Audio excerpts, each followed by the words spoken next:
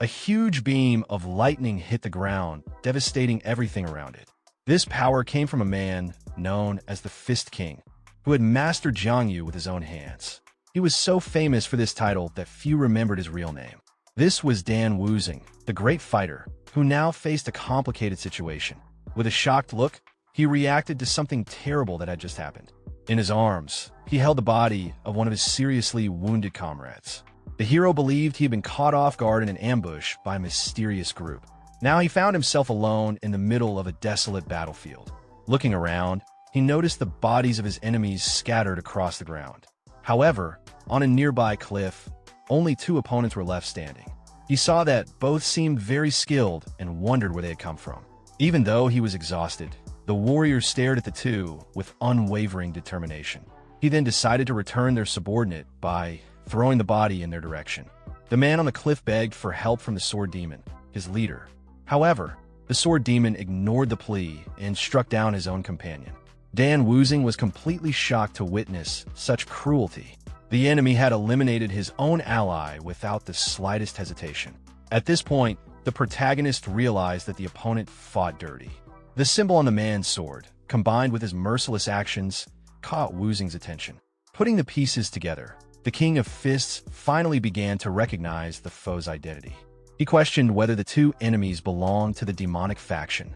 The enemy seemed impressed and acknowledged that he was standing before the King of Fists. He praised the hero's resistance, but Wuzing sharply told him to be quiet. Burning with anger, he declared that he would defeat the enemy with just 10 blows. The sword demon found such confidence arrogant and charged forward, eager to test the extent of that arrogance. Wuzing, however, managed to defend himself, countering the attacks with his electric fists. The opponent was surprised, unprepared for such speed. At that moment, Wuzing landed a punch and began his count from 1. With a confident gaze, he prepared for the second blow and unleashed a hail of punches until the count reached 6. Then, something strange happened. His attacks began missing the weak points. Looking up, he realized the woman had tied him with purple energy wires. Enraged, he wondered when the villain's accomplice had managed to do that. Taking advantage of the distraction, the sword demon retrieved his weapon. In the next instant, he pierced Wuzing's chest. Seriously injured, the warrior suffered massive damage from the attack. The swordsman coldly declared that the reign of the King of Fists ended there. With a look of triumph, he stared down at his nearly powerless opponent. But Wuzing surprised him, grabbing the blade with his bare hand. Alarm spread across the enemy's face as the fighter released one final burst of energy. The sword demon watched the scene unfold with a satisfied smile.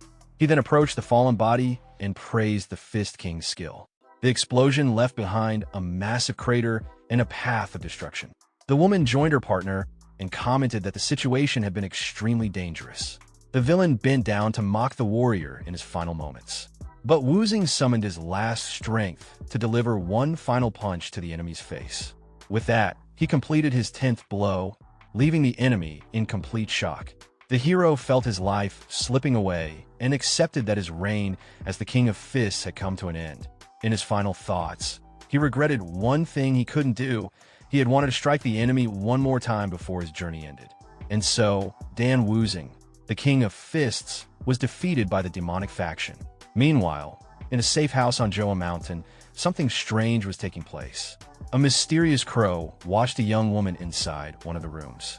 Suddenly, someone inside woke up, frightened and disoriented. The young girl ran over in a panic to check on her master. She asked again about his condition, while the man looked around, confused, wondering where he was. He glanced down at his body and questioned whether anyone had tended to his wounds. The man touched his head and looked confused about his current situation. He realized that he had no injuries, and the girl addressed him as Young Master. He accepted the water, but found the title of First Young Master strange. When he looked in the mirror, he saw an unfamiliar face staring back and wondered why he was being called that. Holding the cup, he examined his new hands and noticed how different they appeared. Suddenly, he was startled by his own reflection and jumped back. In a panic, he desperately tried to remove what he believed was a mask from his face. But as he touched his skin, he found no seams and understood that it was truly his face. He stood in shock, while the girl silently watched, unable to make sense of his reaction. Seeing his distress, She quickly said she would call a doctor. Left alone, the fighter continued staring at his hands, still unable to accept what was happening. The girl walked away, confused by how strangely her master was behaving. He began to think through the situation and concluded that not even the demonic faction could have done something like this. Looking at his reflection again, he questioned who the person in the mirror really was and decided he needed to investigate the truth. Attempting to test the new body's movements, he tried to stand but stumbled and nearly fell, unfamiliar with how it moved. He grumbled that the body was too weak, comparing it to a baby deer. Frustrated, he slumped into a chair and called the new body complete trash. At that moment, his attention was drawn to some papers on the table that mentioned a group of merchants. He recognized the name of the large Inhum merchant group. As he read through the documents, he noticed they were addressed to someone named Li Jin. It became clear that the body he now inhabited belonged to Li Jin-un, the eldest son of the household. Scanning the letters, he saw that the requests were mostly about money, gambling, and women. From this, he concluded that the former owner of the body had been a complete failure. He ruled out witchcraft or the use of a mask, and he felt no strange energy within the body. The pieces began to fall into place, and he started to suspect he had been reincarnated. Sitting at the table, he began to wonder if he had completely lost his mind. Just then, a loud call for the first young master echoed through the room. His personal doctor rushed in, asking if he was all right. The hero felt uneasy and wondered who the man was. The doctor explained that he had heard something was wrong. Seizing the moment, the doctor grabbed the young master's wrist to check his pulse. The warrior replied that everything was fine and there was no reason to worry. The doctor was relieved and said he had prepared the usual meal. When the dish was brought out, the hero recognized it immediately as refreshing chicken soup. He knew the soup was good for healthy people, but would be harmful to the body he now possessed. He recalled how the old man had checked his pulse and found it odd that he looked so healthy. The doctor cheerfully claimed that the soup would make him as strong as the young men participating in the upcoming martial arts competition. Curious, the hero asked about the competition and was shocked to learn that 200 years had passed. Processing this information, he refused the soup, claiming he had no appetite. He then sent the doctor away, saying he wanted to return to sleep. Thinking to himself, he calculated that if the competition was nearing its 200th edition, then it hadn't been long since his death. That realization brought him some relief. He concluded that the demonic faction likely still existed. He also began to suspect the doctor and others around him, convinced they were people who deserved a beating. With fierce determination in his eyes, he silently vowed revenge. This time, he would finish all of them with a single punch. Later, a table full of appetizing food was set before him. The servants whispered among themselves, surprised by how much the young master was eating now, so unlike before. The hero returned from a walk looking much healthier than before. Entering the room, he complimented the girls for preparing the meal and requested that meals remain simple like this from now on. The servants continued to whisper, amazed at the change in him. While he was eating, Dr. Gong Sunming called to him from outside. The hero felt annoyed by the interruption, but allowed the man to enter. The old doctor came in with a grim expression while the servants bowed politely. The hero found the doctor's attitude amusing, noting how rude he was despite his formal entrance. But then the doctor's face suddenly shifted into a forced smile as he greeted the young master with enthusiasm. Wuzing didn't understand the sudden change in behavior and decided to trap the doctor.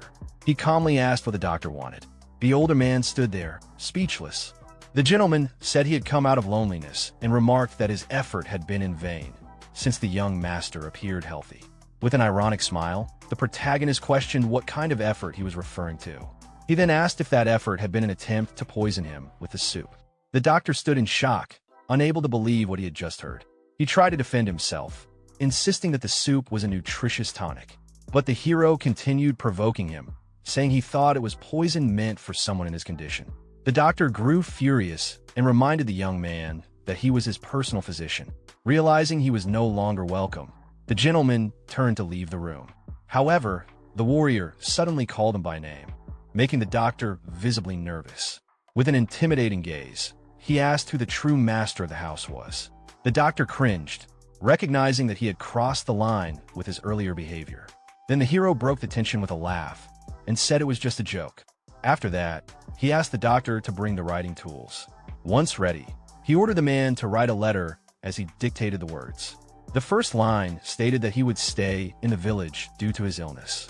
But when the warrior continued dictating, the doctor stopped writing and scowled. The hero noticed the hesitation and asked why he had stopped. The doctor tried to cover it up and replied with feigned confusion, asking what the young master meant.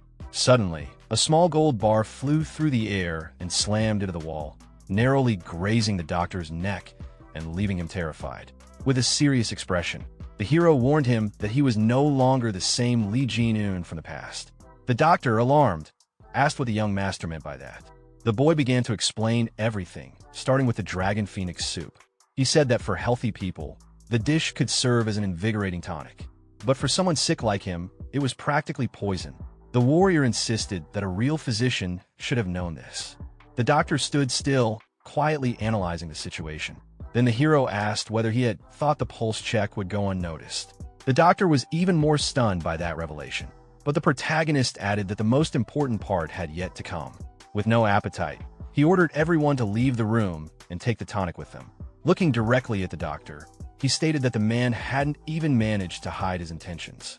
The older gentleman stood glaring at him while holding the bowl of tonic. Knowing the doctor wasn't working alone, the hero told him to write down the name of his boss. The man feigned ignorance, asking how anyone could suspect such a kind soul. The protagonist let out a sigh, exhausted by the doctor's pathetic act. Then the doctor's face twisted, revealing his true nature. With a malicious glint in his eyes, he glared at the hero, who calmly questioned him. The hero declared that the man had finally revealed his true self, and that it had been foolish to even try to appear worthy. At that moment, the villain threatened to eliminate all the servants to silence them forever. He slipped a needle from his sleeve and prepared to attack. But in the blink of an eye, the young master appeared right in front of him. With a swift, accurate strike, the protagonist punched the doctor in the face. Holding a piece of chicken, he warned a man not to get distracted. Then he took a bite from the chicken and added that the doctor shouldn't have let his guard down. Wincing slightly, he muttered about the pain and complained that the body was still far too weak. Determined, the warrior decided he needed to regain his strength as quickly as possible. Once he did, it wouldn't matter if the mastermind behind it all was the Yunha group. He also planned to investigate Gongsun Meng further in the future. But suddenly, the young master's body began to weaken, and he nearly collapsed. A sharp headache struck him, and he wondered what was happening. A familiar voice cried out desperately, calling for its lord. The image of the doctor flashed in his mind as the voice shouted his name. The hero began to deny what he was seeing, confused by the vivid images. He soon realized that he was experiencing the memories of the real Lee Jin-un. The memories were so sorrowful that a tear ran down his face. At that moment, the warrior finally understood the entire story of the boy whose body he now inhabited. Lee Jin-un was the eldest son of the wealthy Inha merchant group, but he was neither as smart as his second brother nor as strong as his third. He was simply the eldest, a young man without many special talents. To compensate for his shortcomings, he relied on money and immersed himself in a life of pleasure. By the time he realized his mistakes and tried to change, it was already too late. His health had been neglected for far too long. Lee Jin-un came from a small family, which is why he was sent to live in an exile village where no one cared much about him. The warrior thought the real problem at the beginning had been not having the body's memories. But now, with everything cleared up, he could finally focus on his martial arts. He regretted the waste of such a naturally gifted body, but he planned to use his own knowledge to make up for it. Then he paused, struck by a realization. His eyes fell on a pile of coins, and he remembered the elixirs he needed. The former owner of the body had been extremely wealthy and could buy anything he wanted. Thinking of this, the boy remembered the doctor he had defeated and decided that he needed to bury the man. A year passed, and the landscape around the village had completely changed. One day, someone approached the place with firm, determined steps. A man wearing an eye patch greeted the servants, who were surprised by the visit. Introducing himself as Mokinsep, he asked to see young master Lee Jin-un. One of the girls pointed the way with a smile. The guard was completely shocked by the scene in front of him. He could hardly recognize the young master, whose physique had changed drastically.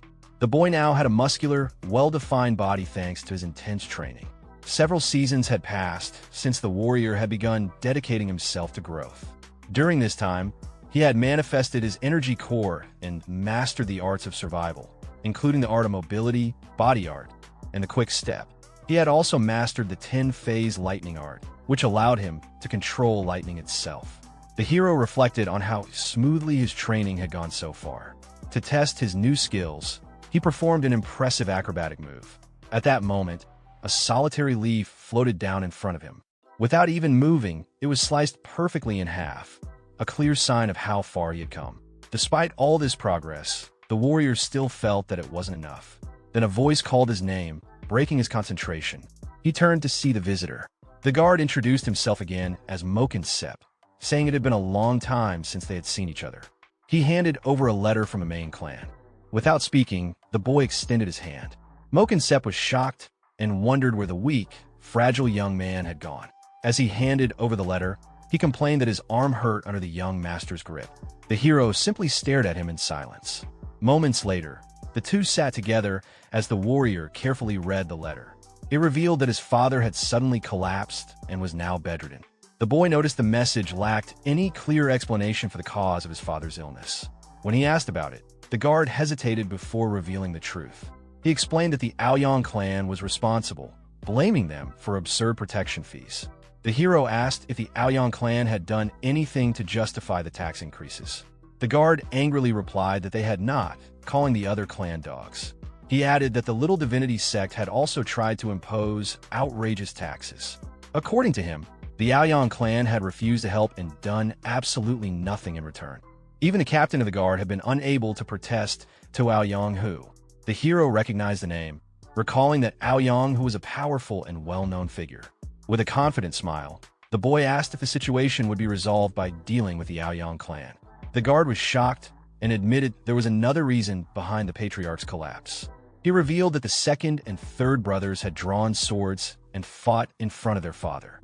The protagonist asked if the old man had fainted from rage, and the guard confirmed it.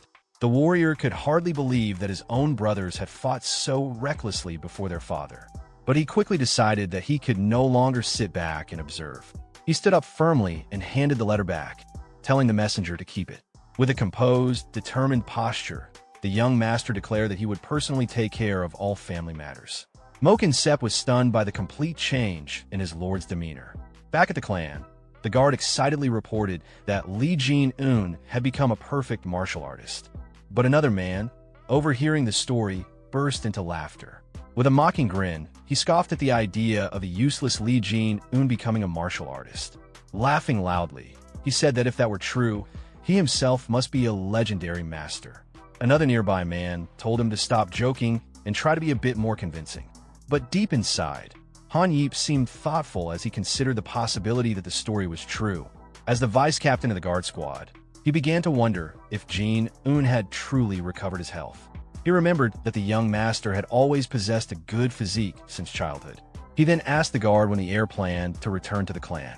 Just then, the guard interrupted him and announced that the young master had arrived at that very moment. Han Yip told the others to stop complaining, reminding them that he was the one who fed them and that they should move quickly.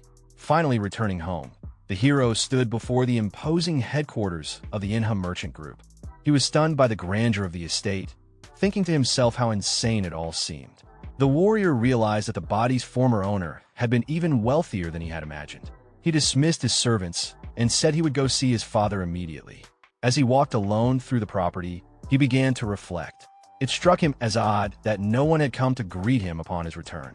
That's when he sensed the presence of several people hiding nearby. Suddenly, numerous guards emerged and surrounded him with swords drawn. They congratulated him on his safe return with an intimidating tone. The man at the front introduced himself as Han Yip, the vice captain of the guard squad. Smiling, the vice captain remarked how unrecognizable the young master had become. He expressed relief at seeing him healthy. Another guard whispered a reminder that the old Jin-un used to look down on and mistreat them. Despite these memories, Han Yip maintained a calm and neutral expression. The guard expected his captain to be humiliated again, but the hero stepped forward confidently. With a smooth motion, with an ironic smile, he thanked everyone for the enthusiastic welcome. The guards were stunned, and Han Yip quickly offered to escort him to his father. Everyone watched in disbelief. unable to comprehend how the once useless young master was now greeting them with such poise. Moke and Sep reaffirmed that his master had changed, while another guard admitted it felt like they were meeting a stranger. From a distance, Han Yeep watched the young master closely, his expression thoughtful and curious. He gave a small smile, mentally noting how the boy now seemed more like an ally than ever before. Upon arriving at the door, the vice captain paused to speak. He informed the protagonist that the clan leader had already been notified of his arrival.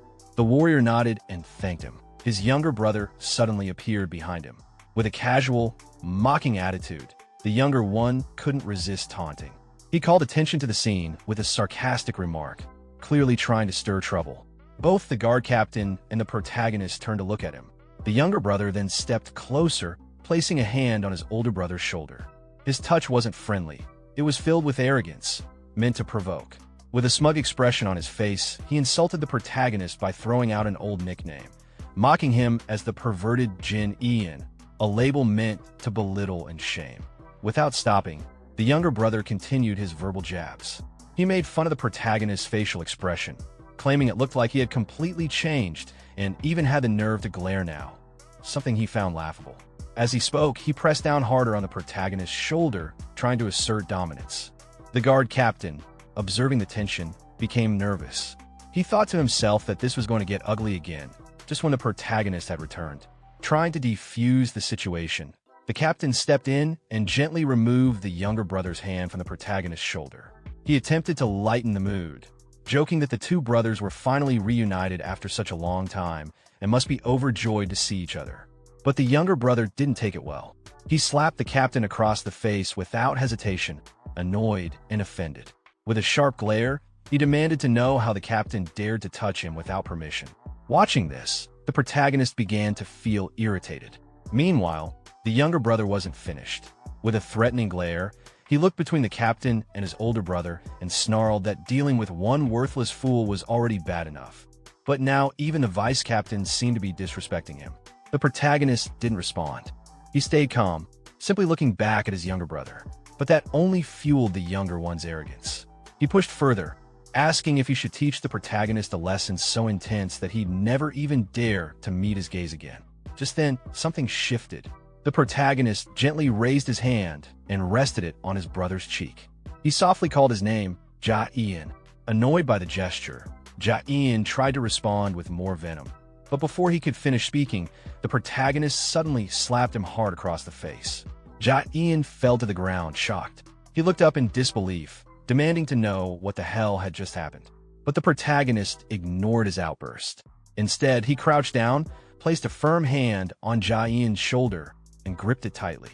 As pain shot through him, Ja Ian cried out, overwhelmed by the sudden shift in power. The protagonist calmly confessed that he had been excited on his way here, perhaps even looking forward to this moment. As the grip tightened further, Ja Ian, in pain and rage, cursed and shouted, calling his brother a completely insane bastard. Outside, the sounds of the scuffle echoed through the corridors of the large estate. A man wearing glasses appeared, confused by the noise. This was Liu Eun, the second son. He asked what was going on, and Han Yeep quickly explained the fight between the brothers.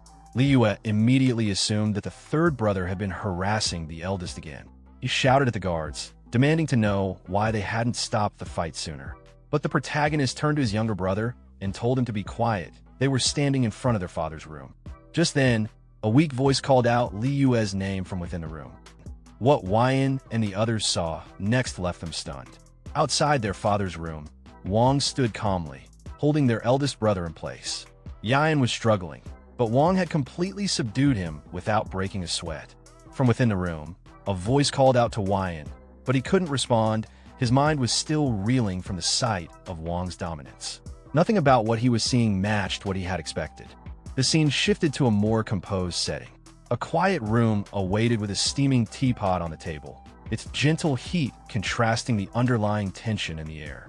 Hyan now sat at the head of the table, silent and observant. Wang stood beside a kneeling and restrained Yan, his expression calm and confident, wearing a faint, knowing smile. Hyan took a sip of tea and casually remarked on Wang's return, noting that he appeared to be in good health. He paid no attention to Yan's condition. Wang confirmed that he was indeed well, meeting Hyan's gaze with steady confidence. The overseer then raised his bandaged hand, pointing it out and questioning whether Wang had caused the injury. Before Hyan could explain or wave it off, Wang turned toward Hyan again and landed a sharp, calculated strike across his face. Hyan was forced to endure the pain in silence, completely powerless under Wang's authority. Wang then issued a cold warning to Hyan about the consequences of disrespect. Hyan, shaken and bruised, quickly accepted his position, though his mind was in turmoil. He couldn't understand how his older brother, once weak and pathetic, had overpowered him so easily. A brief memory surfaced in Hyan's mind, a flashback to when things were the opposite. Back then, he was the one who tormented Wang, who was then known as Jin Ian. But now, the roles had completely reversed. Hyan, watching quietly, understood what had happened. Wang had truly humbled the arrogant third brother. Curious, Hyan pressed Wang for details about this transformation. Wang answered calmly, clearly proud of how far he'd come. As Wang glanced around the room, his eyes landed on a stack of scrolls sitting on the table. Hyan explained that they were the employee lists for an upcoming conference. But Wang was already reaching for them, picking one up and unrolling it with deliberate motion. He scanned the list, letting his finger glide down the names until a realization hit him. A smirk spread across his face. All the key guards had been recommended by the same individual, someone from the Ayang clan. The pattern was too precise to be a coincidence. Without waiting, Wang turned to his brothers, his voice taking on a tone of sharp accusation. He directly asked if either of them had ties to the Ayang clan.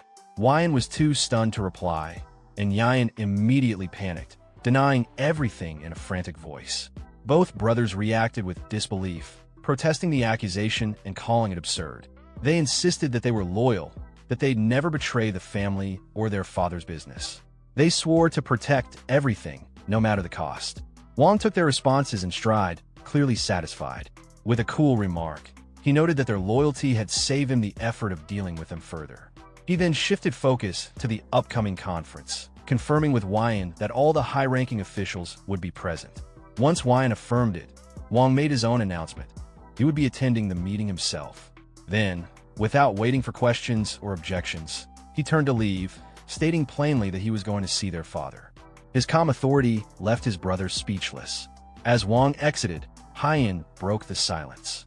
He demanded to know what had happened back at the safe house, unable to make sense of Wang's new power. Hyan, overwhelmed with frustration, completely lost his composure. He screamed in anger, tormented by regret over a past decision that now haunted him deeply. Meanwhile, Wang arrived at his father's quarters. A voice from within gave him permission to enter. Inside, the atmosphere was dim and heavy. Wang approached the bedside of Liang Min, the head of the Yuna merchant group, who looked weak and frail. His father acknowledged his presence quietly, then asked about the noise from earlier. Wang dismissed it with a calm reassurance, downplaying the situation. Instead, he brought up his father's health, which Liang Min attributed to the weight of stress and pressure. As Liang Min looked into Wang's eyes, he studied his son's face closely. The changes were undeniable. There was strength and confidence where there had once been hesitation. For a moment, the old man questioned whether the person standing before him was truly his son at all. Despite the lingering suspicion in his eyes, Liang Min looked genuinely pleased to see Wang standing strong and healthy. It was an expression of warmth that Wang hadn't anticipated. In fact, it caught him off guard. The contrast between what he had expected and what he received was too stark to ignore. As the moment lingered, a memory surfaced within Wang, a haunting fragment of his former life. He remembered the cold, distant world he had come from.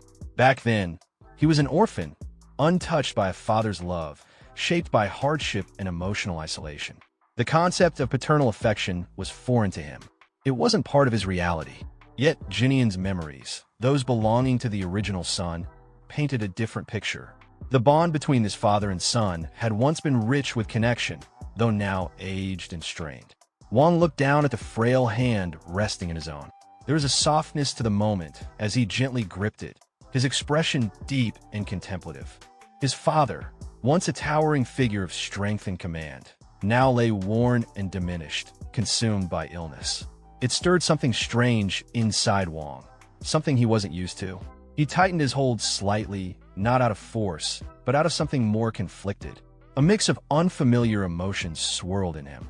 Then, he quietly reassured his father, speaking of lightening his burden. He hinted at a solution to his father's overwhelming stress, and though his tone remained composed, a sinister glint danced in his eyes. Liang Min furrowed his brow at the cryptic remark, his instincts sensing something unsettling. But Wang dismissed his concern with a warm, disarming smile, carefully veiling his true thoughts. Still, the old man couldn't shake the unease creeping over him. His son was different, there was no denying it now. The next day, the Manhwa Merchant Group's conference commenced. The room was filled with tension and ambition, none more apparent than in Ayang, who arrived with his usual smugness. He took his seat with a self-satisfied grin, immediately surrounded by his loyal men. When one of them spotted Wang sitting confidently in attendance, he whispered the news to his leader. Ayang's brow lifted ever so slightly at the sight, a calculating look overtaking his face. Wang, however, sat unfazed, composed, commanding. He didn't flinch at the whispers or the puzzled glances from the other members, who were clearly unsettled by his unexpected presence. To them, he was still the once weak son, and his attendance at such a high-level meeting didn't make sense. Ayang scoffed inwardly, writing Wang off as a desperate man clawing at relevance. He viewed the appearance as nothing more than a weak attempt to gain favor, a last-ditch effort to remain standing in a game far bigger than him. Meanwhile, Han took charge at the front of the room, trying to carry the meeting forward. He asked if there were any objections to the current topic on the table. Just as he was about to move on, a hand went up. Bold, unexpected, it was Ayang. With calculated confidence, Ayang took the opportunity to speak, offering what he claimed was the perfect candidate to serve as Wang's personal guard. The move was transparently political, another attempt by the Ayang clan to extend their influence deeper into the group. Murmurs of discontent rippled through the room. Some of the members grumbled openly, clearly frustrated by Ayang's relentless power grabs. One member was so startled by the brazenness of the suggestion that he crushed the teacup in his hand. Embarrassed, he quickly blamed it on a slip, though it was obvious the tension had gotten to him. Ayang offered a fake apology, feigning politeness, but his eyes betrayed him. He was enjoying every second of the discomfort in the room. He then challenged the assembly, daring anyone to oppose his nomination. The room went quiet. He smirked, clearly expecting no one to answer. But just as he began to bask in the silence, a single voice broke through. Across the room, Wang raised his hand. All eyes snapped to him. With unshakable confidence, he calmly stated that he had objections to the current proceedings. Then, rising from his seat, he locked eyes with Ayang and made his own proposal, direct and explosive. He called for the dismissal of Arian Ho, the current guard squad leader. The room exploded into chaos. Ayang's supporters burst into laughter, mocking the proposal as pure nonsense. One of them openly jeered, treating the idea as if it were a poorly timed joke. Ayang himself laughed dryly, questioning whether Wang had lost his mind. He sneered at the idea, taunting Wang for forgetting his place. To Ayang, Wang had no power, no right, and certainly no authority to make such declarations. Wang didn't respond to Ayang's mocking tone with words. He simply smiled. His expression alone was enough to shake the air, daring Ayang to keep talking. In a blink, Wang channeled a surge of raw energy into his fist. Without warning, he lunged forward, slamming his knuckles into the ground. The entire floor erupted beneath him, a violent explosion of debris and force that shook the room to its core. As dust and stone rained down, Wang stood tall in the center of the destruction, staring down at his completely stunned rival. Ayang could barely breathe, his eyes wide with disbelief as sweat dripped from his forehead. The sheer power Wang had just displayed left him paralyzed. With an icy gaze and clenched fists, Wang made a bold declaration. The Manhwa Merchant Group belonged to him now. He turned his back on the room and began walking away, the silence behind him heavy and stunned. Hyan, still in shock, called out, questioning the recklessness of Wang's challenge. But Wang didn't stop. Instead, he turned slightly and called back to Hyan, asking what happens when a martial artist is underestimated. A smirk played on his lips, sharp and knowing. He answered his own question. The one making assumptions gets devoured. Then, he gestured toward the gathered crowd, directing Hyan's attention to something more urgent. Their merchant group, Wang pointed out, was already rotting from within. Ayang's people were everywhere. Wyan followed his gaze, his eyes widening in alarm as he finally noticed the sheer number of Ayang clan members surrounding them. Wang stepped closer and firmly gripped his brother's shoulder. He told him not to worry. As the older brother, he'd handle everything. Hyan was left speechless, trying to grasp what Wang meant by handling it. His brother's methods were unpredictable, chaotic even. The scene flashed back to the wreckage. Amid the dust and shattered floor, Wyan's thoughts spun. He demanded to know what Wang's violent display meant. Now, armed men were closing in, surrounding Wang. A few of Ayang's subordinates sneered, assuming the so-called troublemaker had finally lost control. But before they could act, one of Wang's loyal guards stepped forward, furious. He placed himself between Wang and the attackers, declaring their actions a disgrace. Drawing weapons on the young master was beyond insolence. In moments, Wang's personal guards formed a defensive line. Despite being outnumbered, their resolve was unshakable. Wang stood at the center, cold and still. With a quiet voice, he agreed their enemies were out of line, lifting his head with open contempt. The air grew thick as Wang stared into their eyes, questioning how they could dare threaten their own employer. Even his own guards were caught off guard by the intensity of their master's presence. Wang calmly commented that his enemies must have a death wish. From a distance, Ayang observed everything unfold. He casually offered compensation to the opposing guard captain, a thinly veiled bribe. But Wang met his gaze with a smirk. He said he wasn't sorry for the chaos, only for utterly ruining Ayang's plans. Then his voice sharpened. He revealed the truth. During his recovery, Ayang had hired a physician, an assassin, meant to kill him. But the plan had failed. Wang went further. He exposed Ayang's entire strategy, how he had manipulated the brothers from the shadows, hoping to fracture them. With the siblings turned against each other, the Ayang clan would have seized control of the merchant group like puppeteers pulling strings. The revelation struck like a thunderclap, but Ayang didn't flinch. He erupted into derisive laughter, brushing off the accusation as delusion. Wang took a step forward, his presence heavier than ever. He was just getting started. With a calm but piercing voice, he dropped the final bombshell. The assassin sent to eliminate him had already been dealt with by his own hand. The room fell silent again. Ayang reached out in disbelief.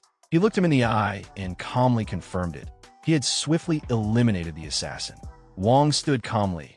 He openly mocked his rival, pointing out the glaring flaws in his clumsy, half-formed takeover attempt. His words stung, and Ayang's composure finally cracked under the weight of humiliation.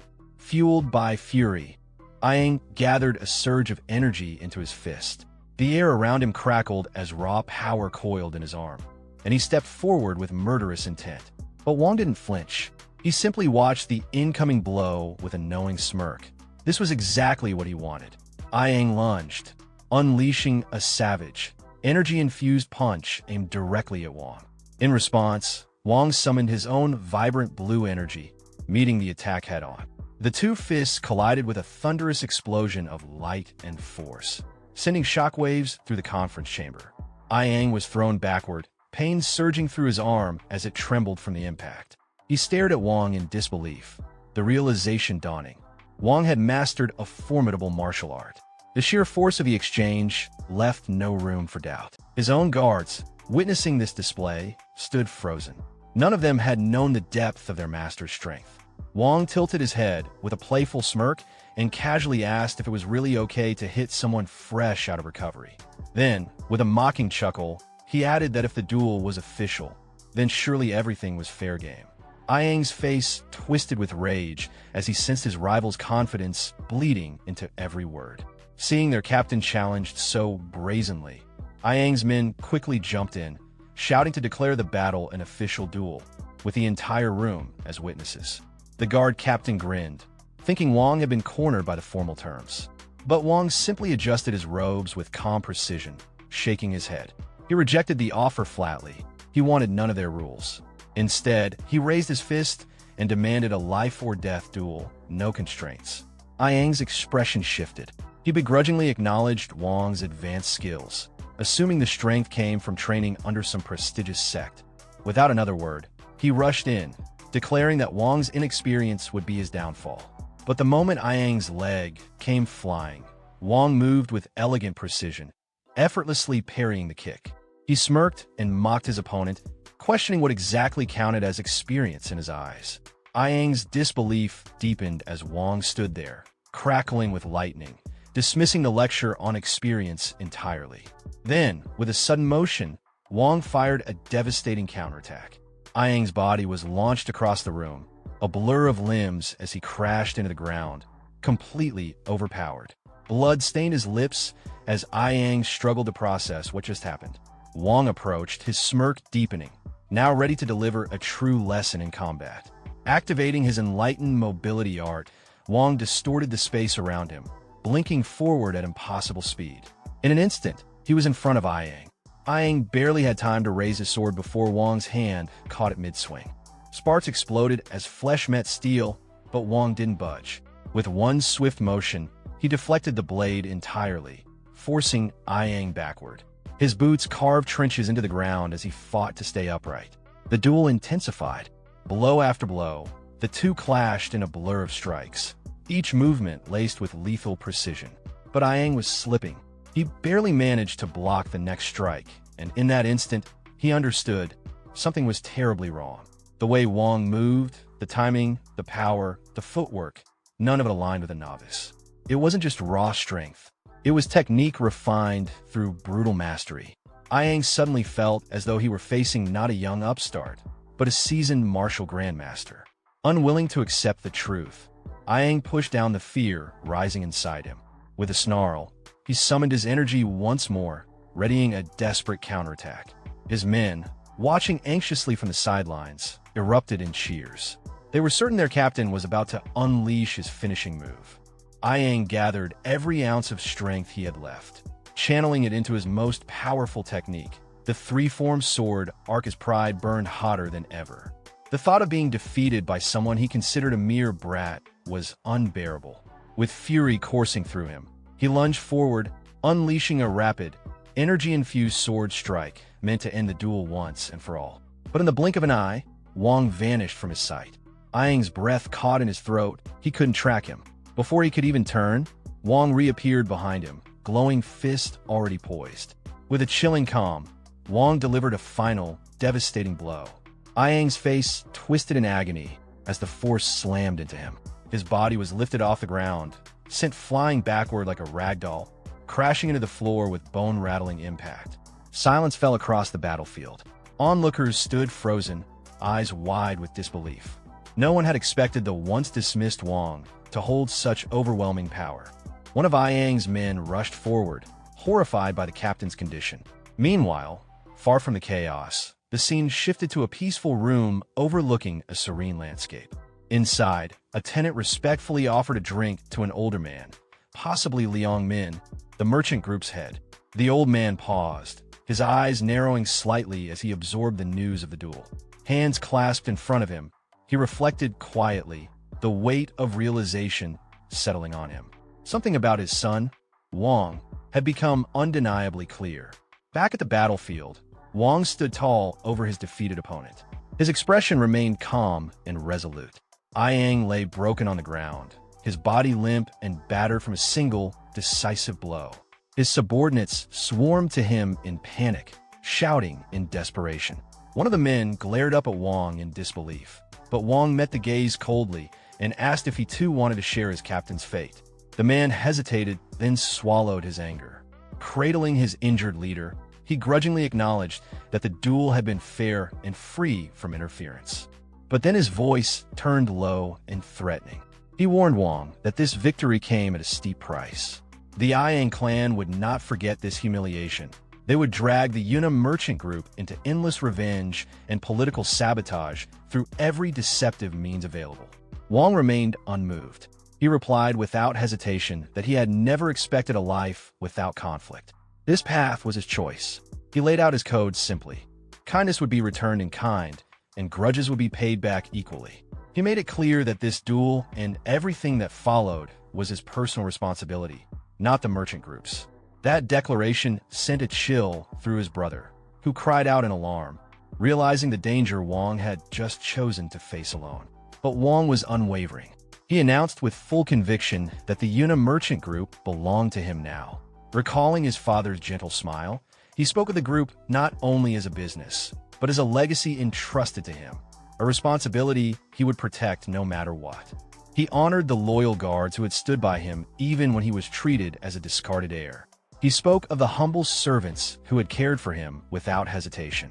For them, and for everything the merchant group stood for, he vowed that it would never again be manipulated by men like Ayang. His voice turned cold. He stared directly at the intruders and ordered them to leave. They were all fired. Silence fell once again as Wang's brother and remaining companions stood dumbfounded by the sheer force of his declaration. The Ayang clan members returned his glare, fury blazing in their eyes, but they said nothing. With clenched jaws and bitter hearts, they turned and began their retreat. One among them, quieter than the rest, offered a rare and sincere farewell, wishing Wang well in the days ahead. Now alone in the chamber, Wang faced the people who had witnessed everything. The battle was over. He stood not just as a victor, but as the new, undisputed leader of the Yuna merchant group. His brother, still trying to process it all, stared blankly at the destruction and the man at its center. One of Wang's loyal guards suddenly burst into cheers, elated, but his friend quickly clamped a hand over his mouth. Their commander turned sharply toward them, scolding their lack of restraint, though his expression betrayed something else, a rare mix of pride and relief. Wang's attention shifted to the chief administrator, who flinched slightly as he was suddenly addressed. With a commanding gesture, he demanded an elixir, requesting that it be taken from the merchant group's funds. After all, if he was going to shoulder this mountain of responsibility, the least he deserved was a tonic to help him recover. The administrator lit up with enthusiasm, bowing deeply. He promised to retrieve the finest tonic available, nothing less for the new leader of the Yuna merchant group. Wang, standing firm as the new head of the Yuna merchant group, begins assigning responsibilities with sharp precision. He outlines the administrator's new duties, emphasizing the urgent need to hire a completely new guard squad. His tone leaves no room for negotiation. The old system is being torn down. The scene then shifts to a peaceful estate bathed in the golden hues of sunset. Inside, a relaxed man sits comfortably between two imposing figures, sipping tea. As Wang speaks, he mentions already having candidates in mind. The man seated with him arches a brow, asking for confirmation, brings up the name Leginian. The man's interest sharpens immediately. The narrative flashes back to a few days prior, on Leginian's very first day at the merchant group. Night has fallen, and Leginian walks calmly through the estate grounds, accompanied by his subordinate. His eyes are sharp, scanning every detail around him with a measured, thoughtful gaze. As they pass the vice captain, Leginian casually asks if the man has had a meal yet. The surprised officer admits he's been working non-stop since sunrise, with no time to eat. Leginian doesn't respond immediately. He simply files the information away with a knowing look. A sly grin creeps across his face, hinting at the gears already turning in his mind. He then turns his gaze downward from a balcony, watching a cluster of guards fooling around while on duty. The contrast is obvious. Where the vice captain was dutiful and focused, these men were lazy and indifferent. Leginian quietly unclenches his fist. He's already made up his mind. These freeloaders need to go. But he also knows the harder part isn't firing them. The real challenge is replacing them with people who are actually worth something. His subordinate, watching the changes in his expression, finally begins to understand just how large and calculated Leginian's plan truly is. Their search leads them to a bustling, lantern-lit establishment filled with smoke, noise, and laughter, a den for gamblers, drinkers, and rough types. Exactly the sort of men Leginian is looking for. Inside, one especially loud man enjoys a smoke, completely oblivious to the eyes watching him. Some patrons recognize Leginian instantly. They snicker among themselves, calling him the merchant group's famous pushover. Their tones are mocking, but Leginian doesn't flinch. He stands with his hands clasped calmly behind his back, surveying the room like a general analyzing a battlefield. He turns, gaze sharp and predatory, and begins walking toward a roped-off area marked restricted.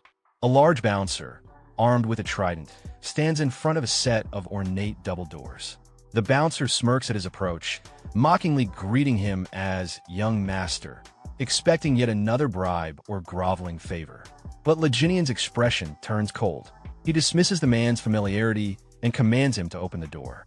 The bouncer, caught off guard, sputters in disbelief as Leginian brushes past him without hesitation. His firm stride signals a dramatic shift. This is not the same man they once knew. Inside the private room, the rowdy atmosphere quiets as the occupants notice Leginian's entrance. Their leader, Como, greets him with a smug grin. But when his eyes meet Leginian's, he senses something is different. Leginian stares back with icy resolve. Two bald men, Yuk Jimbo and Yakiongo, offer a cold, dismissive welcome. Como scolds them with mock concern, scolding their lack of hospitality and putting on an exaggerated show of care for his old friend. He forces a laugh, acting as though they all share a warm bond. A flashback surfaces. A younger Leginian appears, visibly distressed, while a teenage Como stands above him with cruel authority. The memory is bitter. Their friendship had always been one-sided. Como used him, mocked him, and took advantage of his family name and resources. Back in the present, Leginian studies their faces in silence. He watches the lies play out, pondering what they even think friendship means. Como then tosses him a bag of coins with a smug grin, telling him to have fun, his tone dripping with condescension.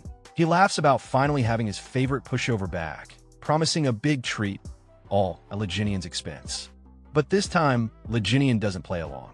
His silence unnerves Como. The room grows tense. Como frowns, uncomfortable with the uncharacteristic lack of response. But Leginian breaks the quiet in a chilling tone, stating he's simply deep in thought. His gaze narrows. With calm menace, he admits he's contemplating whether or not to end Como's life right then and there. Internally, Leginian clarifies his true target. It's not Como, not directly. His real concern is the twin brothers beside him. They're the true muscle behind Como's operation. From the way they carry themselves, Leginian understands they're little more than hired fists. Thugs living in Como's shadow, loyal only to his coin. Leginian studied the two enforcers closely, picturing them in their element, brutal, efficient, and unquestioning in their loyalty. They were clearly skilled men, but he couldn't help thinking their talents were utterly wasted under someone like Como. While their leader reaped all the benefits, these brothers did the dirty work, little more than tools in the hands of a man who had no true respect for them.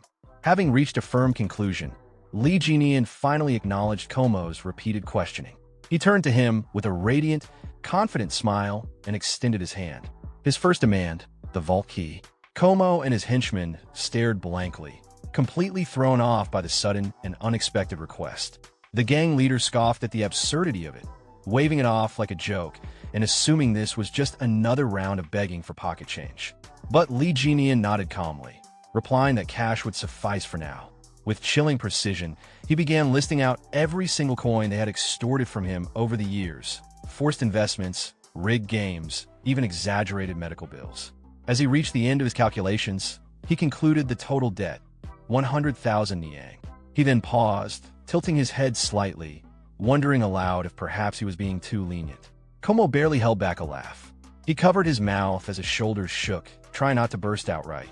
But soon enough, he erupted in hysterical laughter, slapping the table in disbelief. To him, this was pure comedy. Through tears of laughter, he mockingly praised Leginian's sudden mastery of mathematics. Still chuckling, he leaned forward and sneered, calling Leginian a complete madman. His tone shifted. Como now spoke with dark amusement, boasting that the vault didn't just contain money, it held a fortune in jewels and precious metals. He took a deliberate step closer, amusement giving way to menace. He got in Leginian's face and growled that none of it was meant for him. With a sneer, he offered Leginian a patronizing loan, mockingly asking where all this vault talk was coming from. Leginian remained stoically silent. Annoyed, Como grabbed his chin, trying to provoke a reaction. Still, Leginian did not flinch. His silence only agitated the gang leader further. Como's expression twisted in frustration. His voice rose to a furious snarl as he demanded to know why Leginian was ignoring him. Spit flying, he ranted about the complete transformation, from a weak, fragile patient to someone who dared scowl at him. Then, completely losing his composure, he grabbed Leginian and shouted, trying to remind him of his place. But Leginian stayed calm, exhaling slowly. His poise remained untouched, even as Como tightened his grip and barked threats at him. Finally fed up with the lack of response, Como shouted for his henchmen to put him back in his place. One of the bald twins stepped forward without hesitation and slammed Li Jinyan's head onto the table, expecting an immediate submission. But something fell off. As he held him down, a bead of sweat began to trickle down the enforcer's face. Li Jinyan wasn't reacting, not even flinching. He wasn't resisting, but he also wasn't yielding. A smirk spread across Li Jinyan's lips. He muttered that he had tried to show them kindness. Then, in one swift and explosive motion, he shattered the enforcer's grip and flipped the large man clean over his shoulder, slamming him hard into the ground. The room erupted into stunned silence. But before he could react, Li Jinyan was already moving. He pivoted and sprang forward with incredible speed, using the table as a springboard. With perfect aim, he launched a devastating kick straight into the second brother's midsection. The blow landed hard, utterly destroying his guard and sending him hurtling across the room. Li Jinyan landed gracefully, casting a glance over his shoulder, faintly surprised at how smoothly it had all gone. The first twin groaned and pushed himself to his hands and knees. The second staggered back to his feet, refusing to stay down. Li Jinyan observed them quietly. He noted the swelling wrists, the awkward stance. They were clearly injured. But even through the pain, neither showed an ounce of fear.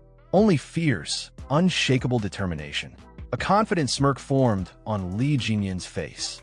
He recognized their spirit. They were real fighters. Ignoring their wounds, the brothers roared and launched a coordinated charge at him, moving in perfect sync. Li Jinyan readied himself. In the blink of an eye, he vanished. The twins froze, their attacks swinging through empty air. They looked around, bewildered. Then, he reappeared right behind them.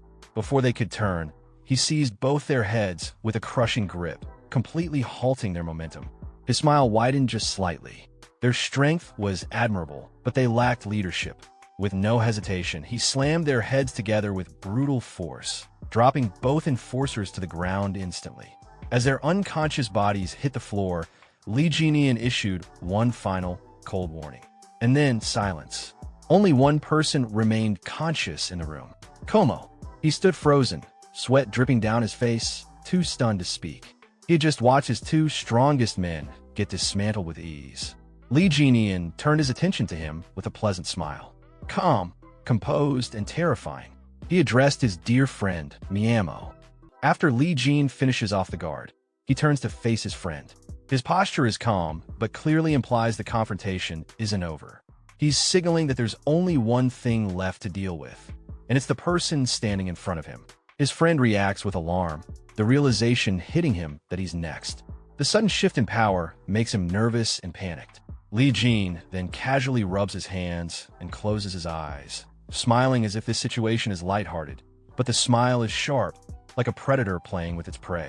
He addresses his friend directly, but the tone makes it clear this is personal. The friend responds with feigned innocence and light sarcasm. He tries to downplay the situation, almost jokingly suggesting that Li Jin should have told him about his training. It's a weak attempt to defuse the tension and pretend this is just a misunderstanding between friends. But Li Jin's expression shifts into something colder. His response is laced with quiet intensity. He's essentially telling his friend that he expected better, that someone like him should have seen this coming. It's a warning and a judgment at the same time. Meanwhile, the friend is hiding a knife behind his back. His tone shifts from nervous politeness to open desperation. He tries to halt Li Jin's approach, pretending he wants to talk things out, but internally, he's cursing the situation and gearing up for an ambush. As he launches forward, his thoughts are cocky.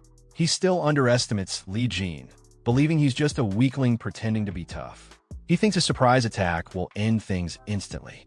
But before he can land a blow, Li Jin counters decisively. A table slams into his friend's face, followed by Li Jin smashing the table apart and grabbing him by the head.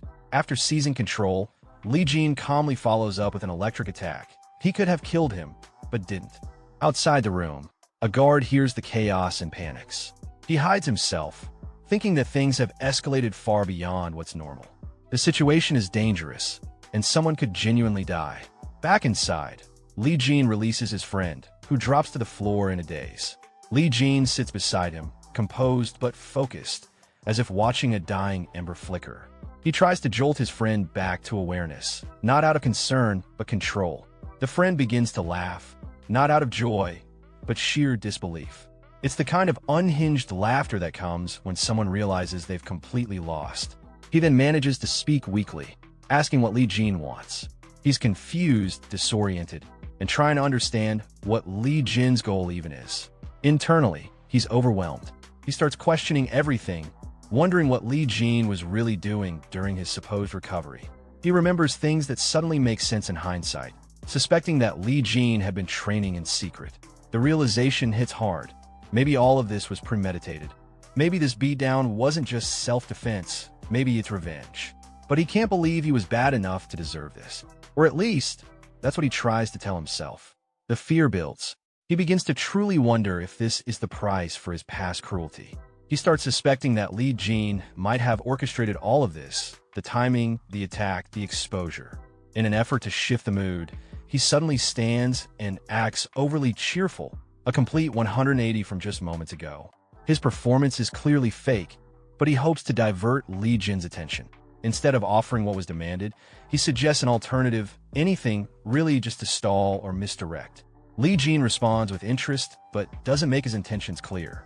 This ambiguity gives his friend a sliver of hope, which he clings to.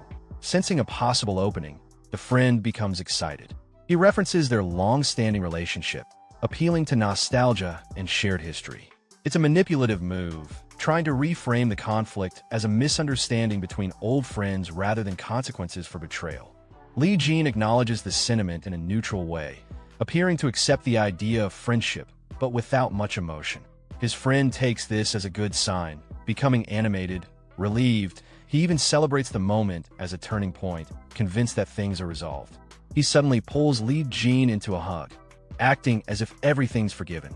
His promises to stop bullying and hitting Li Jin feel performative, like lines rehearsed by safety. Not because he means it, but Li Jin's expression doesn't change. He doesn't return the hug or acknowledge the excitement. He simply stares ahead with a flat, disinterested look and says something that makes it clear. His words suggest that the friend's touch and the entire charade disgusts him. Hearing Li Jin's cold rejection, the friend quickly lets go of him and tries to reset the mood with exaggerated optimism. He puts on a wide, glowing smile, acting as if everything's fine now. He insists that they're not just friends, but brothers. His tone is overly dramatic, clearly fake, and meant to cover his fear and shame from earlier. To solidify the performance, he turns to the two guards nearby and loudly orders them to treat Li Jin with reverence. He demands they greet Li Jin as their new big brother and show proper respect, even congratulating him on how much stronger he's become. It's his way of saving face and pretending he's still in control. The guards don't question it. They respond instantly, congratulating Li Jin in a way that's respectful but feels automatic. It's clear they recognize strength and have started to shift loyalty. Internally, however, the so-called friend smirks. His thoughts are full of contempt. He scoffs at the idea of friendship or brotherhood, clearly seeing it all as an act. Deep down, he still views Li Jin as someone who used to crawl at his feet, obedient, weak, and pathetic. In his mind, he's already planning to escape. Once he gets out of this mess, he intends to grab the twins, likely his loyal subordinates or bodyguards, and disappear. He believes that with them by his side, starting fresh somewhere else will be easy. But as he begins to walk away, Li Jin's voice cuts through the room. He calls out to the two guards by name, reminding them that when he swears brotherhood with someone, it's for life, not a passing moment. His tone is heavy, implying a deeper commitment and warning them to consider their stance carefully. The twins immediately turn to look at the friend. Their eyes are uncertain, perhaps even judgmental. They're silently questioning whether they should still trust or follow him. Feeling the pressure and not liking the attention, the friend snaps back. His voice becomes defensive, frustrated. He demands to know why they're looking at him like that, and reminds them loudly that he and Li Jin are sworn brothers now, trying to reassert authority, but it sounds desperate in response. The guards face Li Jin and declare their loyalty to him with complete seriousness. They announce that they'll now follow him as their big brother. It's an official transfer of allegiance. They're no longer under the friend's influence. Seeing the shift, the friend fakes a smile, and pretends to support it. He plays along, complimenting their attitude, but there's no sincerity. Inside, he's boiling. Li Jin then speaks again, his voice smooth and calm, suggesting everything is settled, but only on the surface. Then, suddenly his tone shifts. It grows darker, more threatening. He states that if they truly are brothers, then it's time to determine who the biggest brother is. With a quiet but unmistakable command, he tells the guards to step outside. Whatever comes next, it's going to be private and decisive. The friend is completely caught off guard. Panic flickers across his face. He tries to interrupt, pleading for a pause, but the guards are already moving. A moment later, he finds himself alone in the room with Li Jin.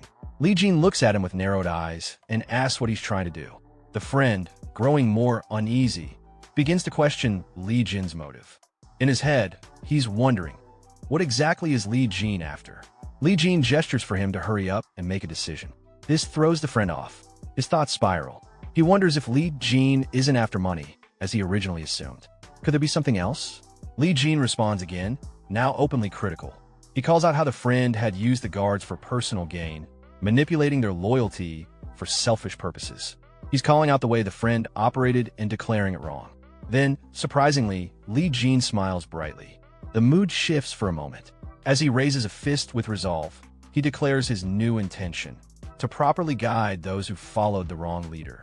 It's not about revenge, it's about setting things right. And this time, he's the one taking responsibility.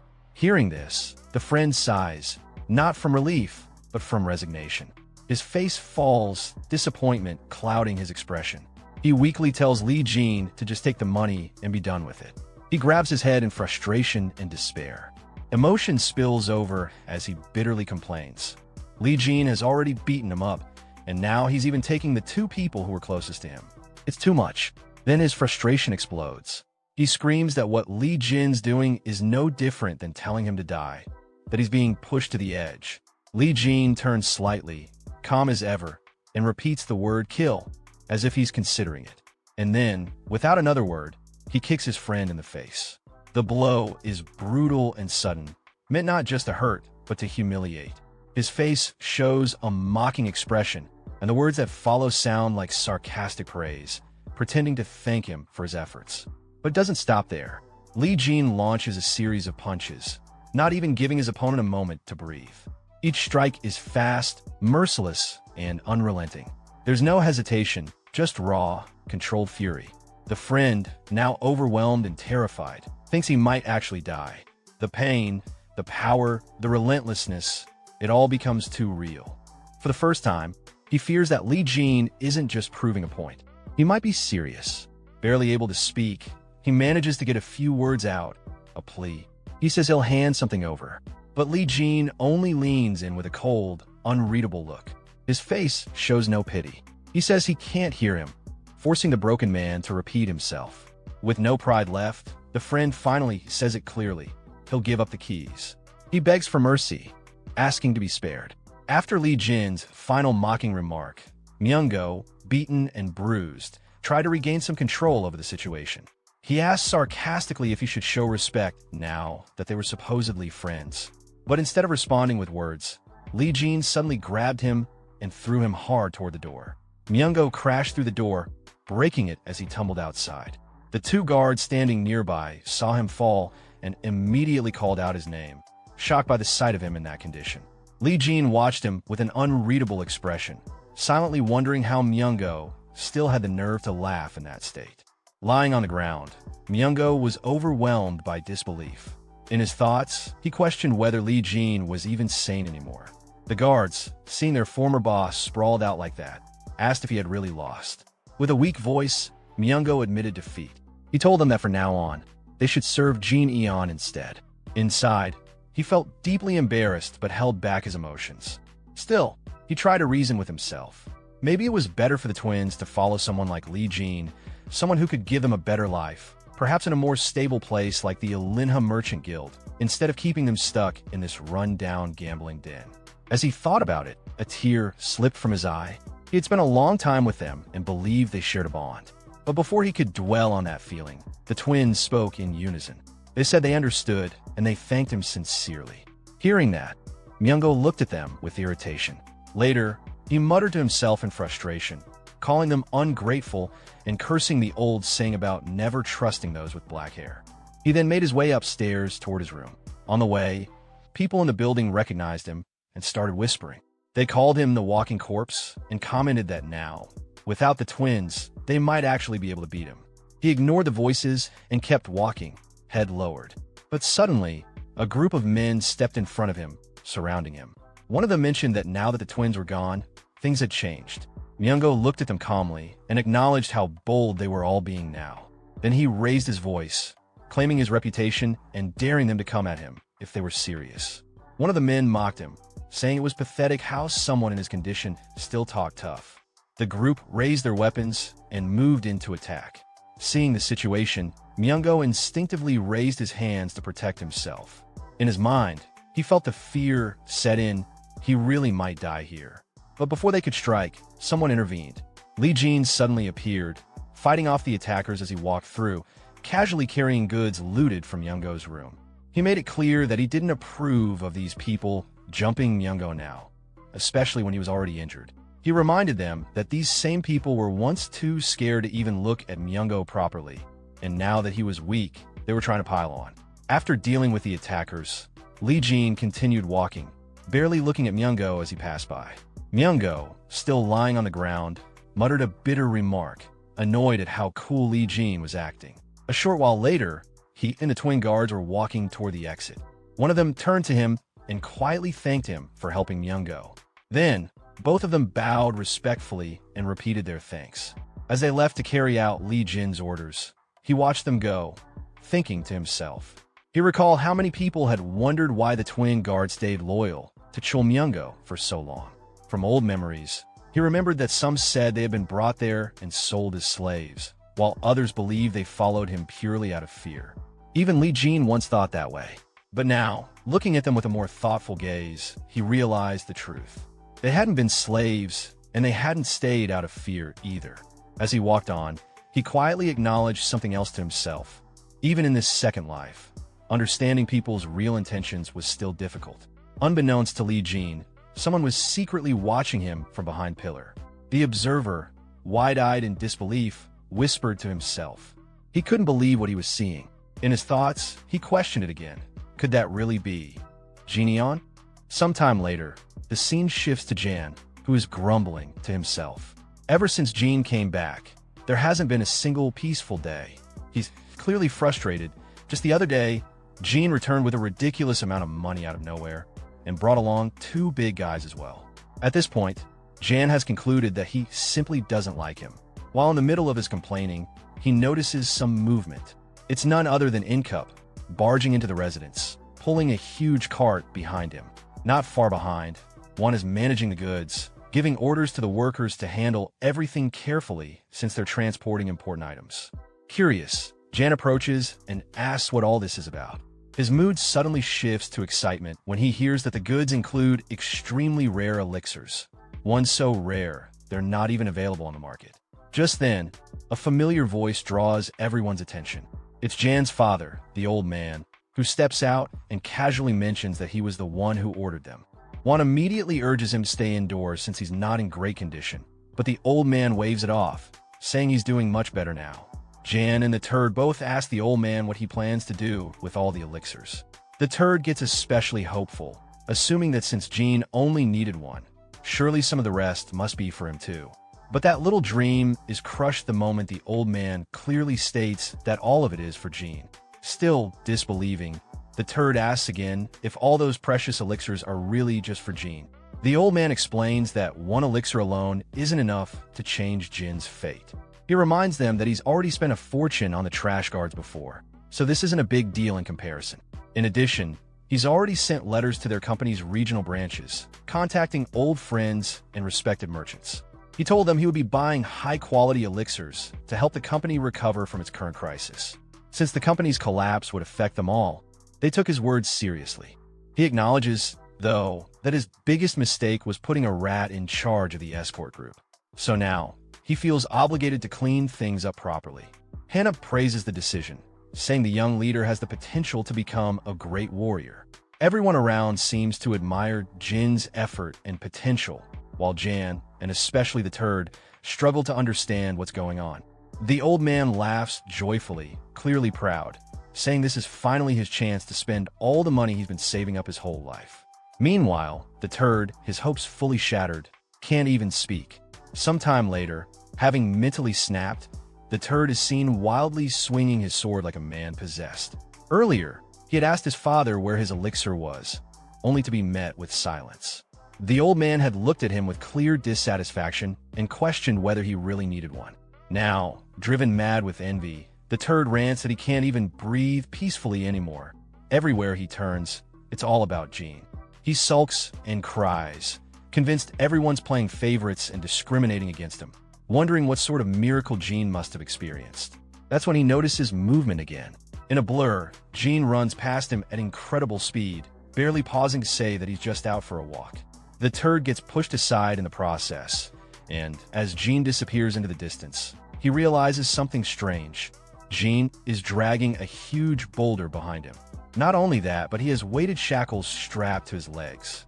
Despite being completely out of breath, Jean continues walking without slowing down. Watching this, the turd is left in disbelief. It finally hits him. Jean really is putting in the work. As the sun begins to set, Jan collapses onto the ground, exhausted. Despite the fading light, he grips his sword tightly and keeps swinging it, refusing to stop. He's clearly trying to imitate someone, probably Jean, and even mutters a few overly dramatic lines to himself, as if role-playing. But no matter how much effort he puts in, it's obvious his moves don't come close to what Jean had displayed earlier. That's when Jean suddenly appears, catching Jan off guard. With fear written all over his face, Jan jumps slightly and asks why Jean is back so soon. He thought he'd gone out for a walk. Jean replies bluntly, saying that if Jan is going to try and copy techniques, he should at least do it properly. He points out that Jan managed to mimic one of his own finishing moves surprisingly well, and tells him to try replicating it again using the sword. Embarrassed, Jan realizes Jean had been watching the entire time. Jan gives it another try, swinging with all his strength, but ends up breaking the training staff. Jean admits the move was powerful, but immediately follows up by critiquing the form, saying the stab was extremely sloppy. This stings Jan's pride. Just as he turns around in frustration, Jean suddenly throws a punch at him. To his own surprise, Jan manages to block it. Jean calmly says he just let his guard down on purpose, then quickly follows with a kick that sends Jan crashing to the ground. Jean explains that in that moment, Jan panicked, and that's what made him fall. Lying on the ground and convinced that Jean has lost it, Jan begs to talk things out. But Jean isn't listening. With no other option, Jan grabs his sword and charges. But just as he looks up, Jean is gone. In the next instant, Jean appears behind him. He says that when people are pushed into a corner, that's when they usually reveal their trump card. But in Jan's case, all he did was tremble. That's why Jean held back, collapsed on the ground. Jan realizes just how close he came to death. Jean, meanwhile, offers some calm advice. Stabbing attacks have a lower hit rate than slashes. He explains that Jan's technique, whatever it's called, is a one-strike move, and because of that, he had to be cautious. Jean adds that the difference in a split second of movement could decide the outcome. As he continues lecturing his brother, Jean reflects on his own strength. In his past life, he wouldn't have even let a weak escort captain draw a sword on him. His current body is still nowhere near as strong as the one he had before. Even as the renowned Fist King in his previous life, there were still people he couldn't surpass. That thought unsettles him. It's not enough. Clenching his sword tightly, he tells himself that this time, he'll become stronger than ever, stronger than anyone. Just then, one of the guards comes to inform him that someone is waiting for him outside. As Jean leaves, he flicks his brother on the forehead. Jan starts complaining, but Jean pays him no mind and walks out without another word. Meanwhile, outside, some visitors nervously exchange opinions. They're trying to convince themselves that there's no way Jean could have learned martial arts. After all, wasn't he just obsessed with girls? But one of them, Guang, says he saw something strange with his own eyes. He recalls passing by the gambling den run by Myungo while drunk and catching a glimpse of Jean. Shocked, he says that before he could process what he saw, he vomited, and by the time he looked again, Jean was gone. The others, Ju Jar Yang and Samaguk, dismiss the story, thinking he's exaggerating. But as they confidently push open Jin's room door, they all freeze. Inside, Jean stands before them, completely jacked, muscles toned, and presence overwhelming. The group immediately closes the door in disbelief. Turning to Jin's maid, they ask if this is really Jean. She confirms it, shocking them even further. Still trying to process the change, they wonder if they were just drunk the last time they saw him. But their thoughts are cut short as the door opens again. Jean stands there, expression cold. He first tells his maid to take the twin guards to the dining hall and make sure they eat to their heart's content. Then he turns to the two visitors, his gaze sharp. "What are you waiting for?" he says, stepping aside. With a heavy look, he orders them to get inside. Shaking, the two pray silently for someone, anyone, to come save them. As soon as Lee Jian laid eyes on his friends, a wave of memories from the original owner of his body surfaced. In his mind, he recalled their identities with surprising clarity. These are the self-proclaimed four heavenly kings of wine and women. A bunch of eccentric men chasing after dreams and pleasures. Sima Guk, the one from Miram Alliance, was known for his ambition, but also for his unfortunate condition, irritable bowel syndrome, and being a perpetual exam taker. Then there was the youngest heir from the West Wind escort establishment, try to make a name for himself. The other two included the infamous heir of the Yunha merchant group and another who never quite let go of reckless youth. They were all here, gathered in one place, having heard the wild rumor that their long-forgotten pushover friend had returned. A rumor so unbelievable, they had to see it with their own eyes. Later, inside a quiet room, Lee Jian sat with them, sharing drinks. The atmosphere was thick with unspoken thoughts, as everyone silently observed him. From the expressions on their faces, it was clear they were trying to figure out the man he had become. But Lee Jian, now in full awareness of his inherited memories, looked at them and thought to himself with distaste, not these fake friends again. The memories rolled in. He remembered clearly how these guys used to always be together, chatting endlessly about booze and women. They used to call themselves something ridiculous, maybe the four unruly drunken idiots, or perhaps the four total wrecks. Whatever it was, the name perfectly matched their carefree, chaotic behavior. The silence was finally broken when one of them hesitantly called out to him, asking if he was really back. Another chimed in, pointing at him and expressing concern about his well-being. Lee Jian, showing no emotion, simply replied that he was fine. That short answer was enough to throw them off. One of them began sweating nervously and awkwardly commented that he seemed more than just fine. He actually looked intense. Curiosity quickly took over. One of the friends grabbed Lee Jian's hand, staring at it in disbelief.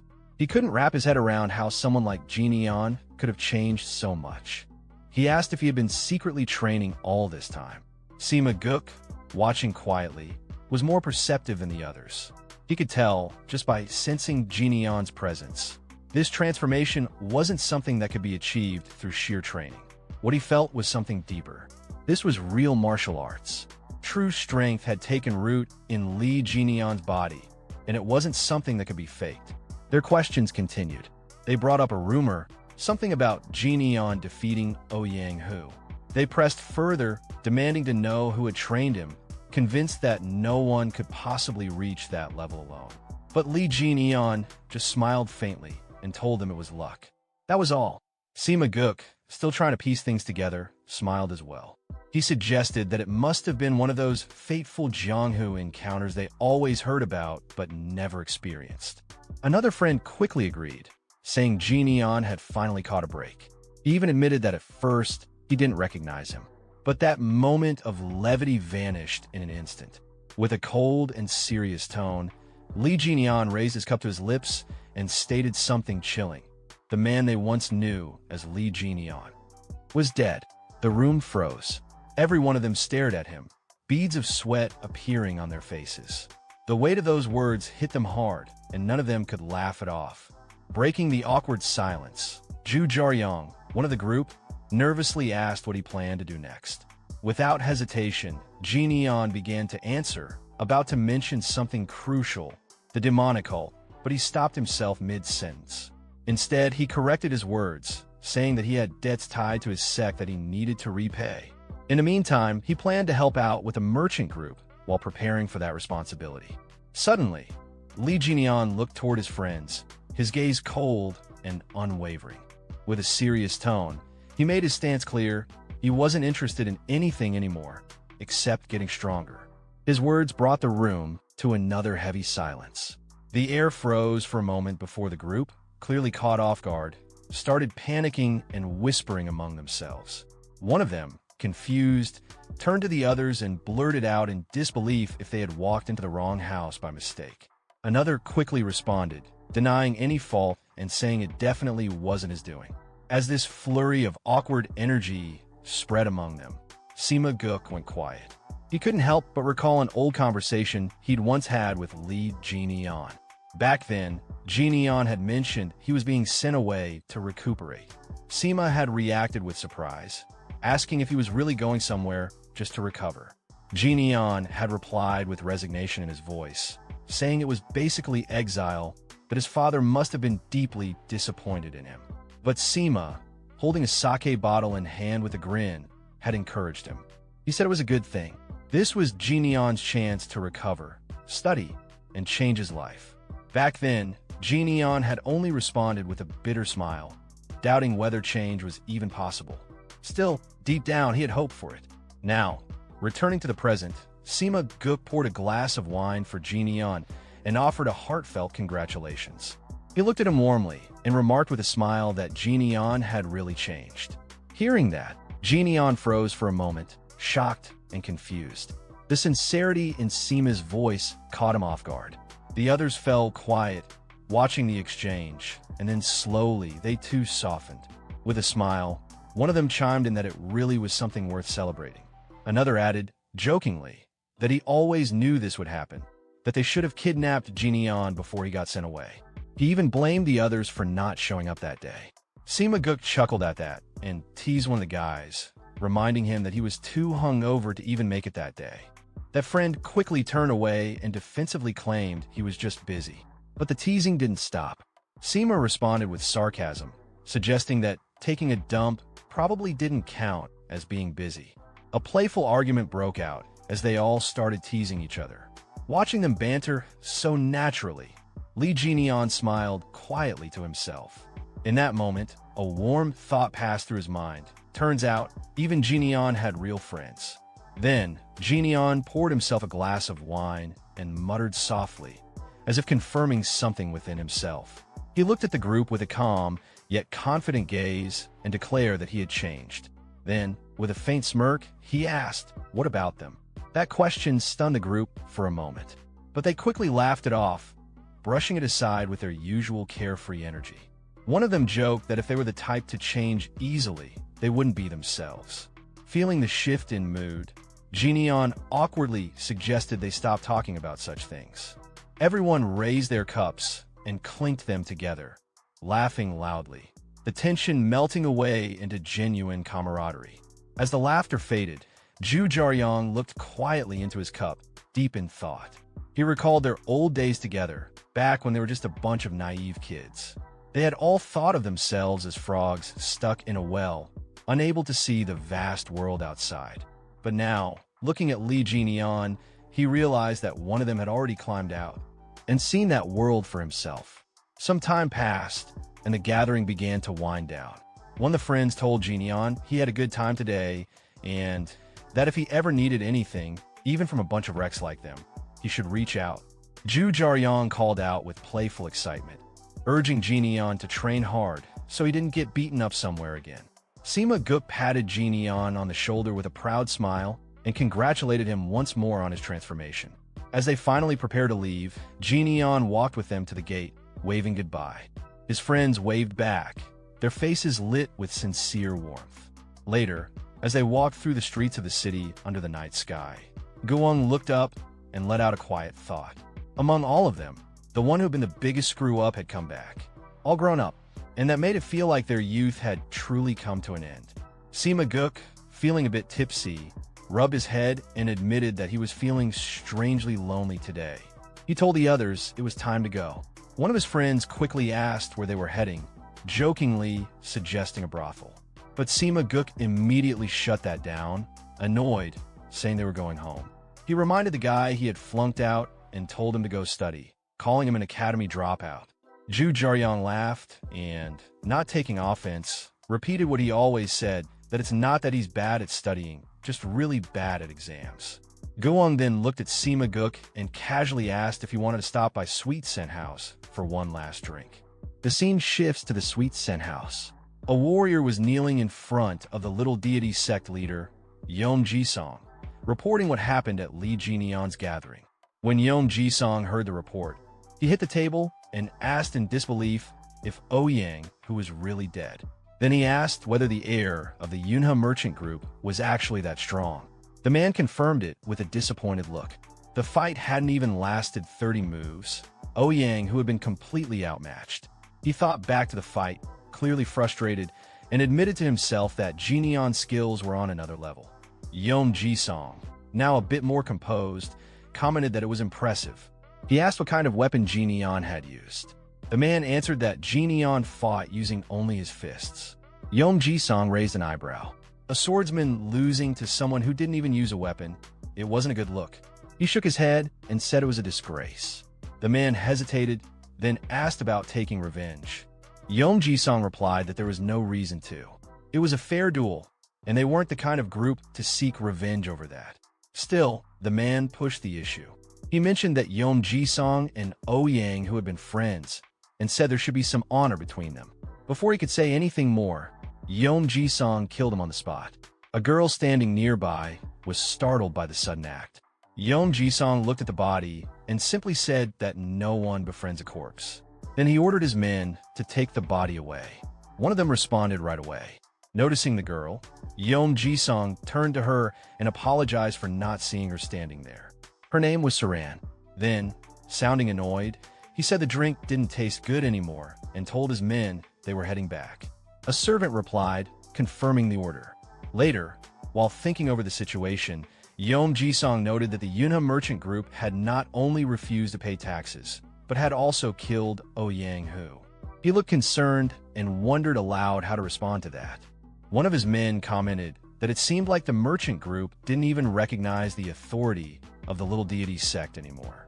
Yom Jisong wasn't surprised and agreed, then clicked his tongue in frustration. Another subordinate asked if they should retaliate. Yom Jisong dismissed the idea and said that they couldn't just go around killing people. That wasn't how they operated. One of the subordinates looked at Yom Jisong and asked again, was he really just going to let the Yunhe merchant group go? Yom Jisong paused for a moment, thinking about it. At that same time, Li Jinian's friends walked into the place together, chatting among themselves. Zhu Jiaoyang commented that even after seeing how much their friend had changed, they were still the same as always. He admitted they were probably hopeless. Guang responded casually, saying that Jinian only asked for one drink anyway, so it wasn't a big deal. Zhu Jiaoyang looked over at him and said that even that small step felt like progress. Sima Guk nodded in agreement. At least it was something.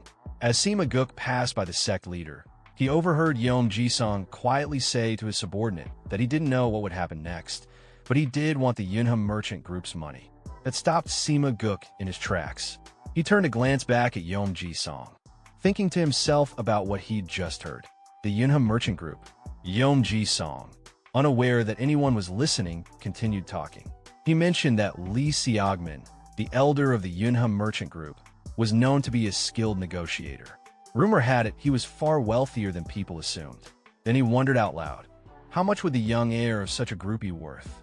Sima Guk, now realizing what was going on, looked concerned. Sometime later, he stood in front of Li Jinian and shared everything he had overheard. After hearing the report, Jinian responded calmly, asking if Sima Guk had come running back to him. Breathing out, Sima Guk admitted it. Yeah, he had. Jinian rubbed his eyes and yawned, replying that it was touching, especially since he had taken his time getting there. That annoyed Sima Guk. He raised his voice and said the situation seemed serious.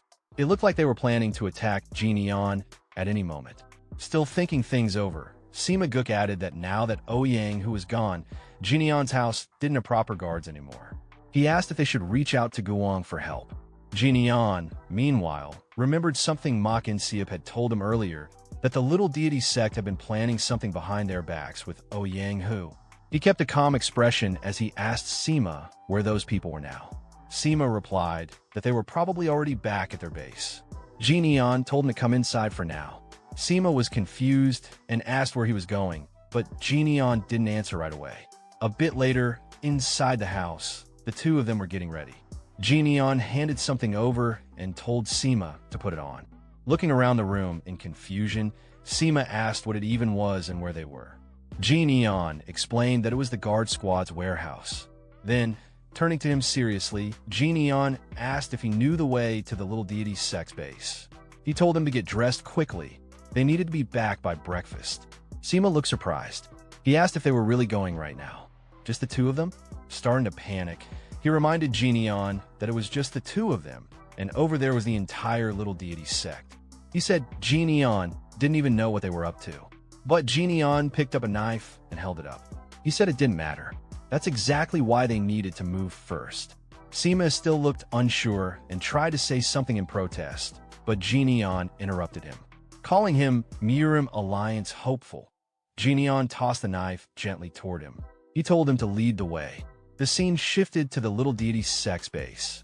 Guards in yellow uniforms stood watch. Some of them posted at the gates, while others patrolled the area. From high up in a tree, Jian observed everything. Looking down at the base, he thought to himself that there were a lot of guards. This had to be the place. Hiding in the bushes nearby, Sima Guk whispered to him, asking if he was sure this was it. He admitted nervously that he wouldn't be of any help and reminded Jian of that. Jian brushed the dust off one hand using the other and told Sima Guk that his job was done. Sima, still confused, asked if bringing him here was all he needed. Jian looked at him and replied plainly, "What else could it be?" Sima looked toward the guard station inside and asked how they were supposed to get in, with the place crawling with security. He asked if Jian had some brilliant plan. Jian simply closed his eyes and said that for today, they'd do it his old way. He walked straight up to the door and kicked it open. As he looked around at the guards, he thought about his past life, about how Dan Wusong never backed down from a fight. Not when he was a child, not as an orphan surviving in the martial world, not even after earning the title of King of Fists. Now, back in the present, he looked at the guards in front of him and thought to himself, Dan Wusong was someone who enjoyed a good fight. Without hesitation, he walked forward and pointed toward a building, asking the guards where their sect leader was. One of them yelled back, calling him crazy for barging in and talking nonsense. But before the man could finish, Jian snapped his neck and told him not to make him repeat himself. He dropped the body on the ground. That was enough to provoke the others. All the guards rushed toward him with swords, shouting at him, asking if he even understood where he was and who he was messing with. Just then, a voice called out from an upper floor. A man, holding a girl in his arms, looked down and asked what all the noise was about. He spotted Jian and smiled, asking who he was. Jian replied calmly, he was an assassin. Then he asked if the man was the head of the lesser immortal sect. The man, amused, asked what if he was. In his head, he was trying to figure out who Jian was. He thought it was the first time he'd seen an assassin come in through the front door. Then he noticed Jian's hands and remembered what one of his men had reported earlier. The kid fought with his fists. He asked Jian if he was the heir of the Galaxy Merchant Guild. Jian replied, "And what if I am?" The sect leader stroked his beard and said he didn't expect someone so important to show up personally. Then his tone shifted. He said that in that case, he wouldn't hold back. Suddenly, a net dropped down above Jian, but he dodged it easily. The guards shouted to get him. Jian, now surrounded, thought to himself that it had been a long time since he fought a group like this. Maybe not since back then. He grabbed the net and swung it, using it as a weapon. As he took down enemies one by one, he thought to himself that even if his current body wasn't what it used to be, the thrill of battle remained. He tore through them easily, breaking weapons with no weapon of his own. Despite all that, he smiled to himself. This was actually starting to feel fun. The remaining guards hesitated. Some asked who he even was, shocked that he was fighting like that without a weapon. Just then, a sharp object flew past him and sliced his mask and cheek. Blood trickled down as he wiped his face. He looked in the direction the projectile had come from and asked if someone was trying to show off their fancy gear. The sect leader answered with a smirk, saying he didn't usually like using expensive tools, but he'd make an exception for Jian. He raised a crossbow and aimed. Two guards grabbed Jinion's legs for both sides. The sect leader told them to hold him down. One of the guards grabbing him thought to himself that he was definitely going to die today. The sect leader aimed and told Jinion that even if he was good with fists, there was no way he could dodge this. More men appeared beside him, each holding crossbows. He gave the order to fire. Jinion stood still as the arrows came flying toward him. In his mind, he noted that the sect leader clearly didn't care if his own men got hit. Even someone like Darkblade would be speechless at this reckless tactic. Suddenly, Sima Gook shouted from behind and threw a knife toward Jinion, yelling for him to catch it. Jinion caught the knife midair and deflected every incoming arrow. The sect leader, watching in shock, realized that Jinion had blocked them all with just that one dagger. Jinion turned to look at Sima Gook. Sima looked confused, but then Jinion gave him a thumbs up. Sima Gook returned the gesture. Then Jinion gripped the knife and threw it. It scratched the sect leader's throat before hitting the wall behind him. Jinion told him calmly that he didn't usually use blades, but made an exception for him. The sect leader, clutching the small wound on his neck, cursed under his breath and called Jinion a psycho. He turned to his men and yelled at them for just standing there. He ordered them to kill Jinion immediately. But before they could react, Jinion dashed forward and closed the distance in an instant. The sect leader could barely process what was happening. Jinion was already in front of him. Jinion readied his fist and said that his real strength was in his fists. The sect leader quickly pulled the girl in front of him, trying to use her as a human shield. But Jinion didn't stop. He used his lightning martial arts to strike with force. The explosion from the impact shook the room. As the dust cleared, Jinion was holding the girl safely in his arms. He gently let her go and told her to stay back. The sect leader sat on the ground, shaking from fear. He looked up at Jinion and wondered what kind of person he really was. If Jinion was the heir to the Galaxy Merchant Guild, he should be a young man, but the way he fought felt like someone who had survived countless battles. Jinion looked down at him coldly and asked what he was staring at. Did he have something to say? The sect leader tried to save himself. He laughed awkwardly and offered money. He said he had plenty stashed away and promised to reward Jinion generously if he spared his life. But Jinion stepped on him and told him to stop putting a price tag on people's lives.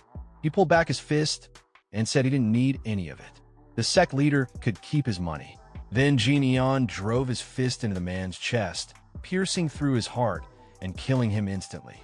The room fell silent as everyone looked on in shock. Jinion pulled his hand back out and glanced at the body. He muttered one final word as he looked at the corpse. Filthy. That's it for today's video. I hope you enjoyed this manhwa.